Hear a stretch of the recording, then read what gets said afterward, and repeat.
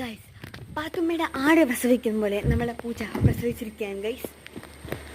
ഇന്ന് ഞാൻ ട്യൂഷനോയി വരുമ്പോഴാട്ടെ ഈ വാർത്ത വീണ് അമ്മ വിളിച്ചിട്ടുണ്ടായിരുന്നു. അപ്പോൾ ഞാൻ പറഞ്ഞിരുന്നു ഇങ്ങനെ ഫ്ലഫി പ്രസവിച്ചു.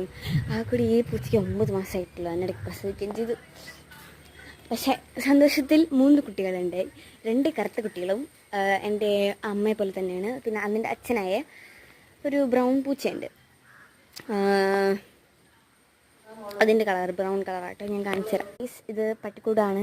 ഓഗിമാമ കിടക്കുന്ന സ്ഥലം ഇതാട്ടോ. പൂച്ചക്കുഞ്ഞ് നല്ല ഭംഗിയുള്ള 2 പൂച്ച. ഇത് കിടക്കുന്നതാണ് ഐം സോ സോറി.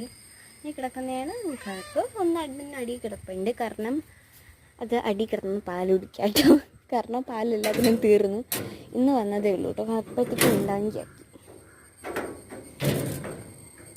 ഓഗിമാമന് പിന്നെ അൾട്രാ സേഫ്റ്റി ഒക്കെ ഉണ്ട്. ഇത് ഫുഡ് കൊടുക്കുന്ന സ്ഥലം, ഇത് കയറ്റുന്ന സ്ഥലം. ഇപ്പോൾ ഇത് ഇവർ കീഴടക്കിയിരിക്കുന്നു.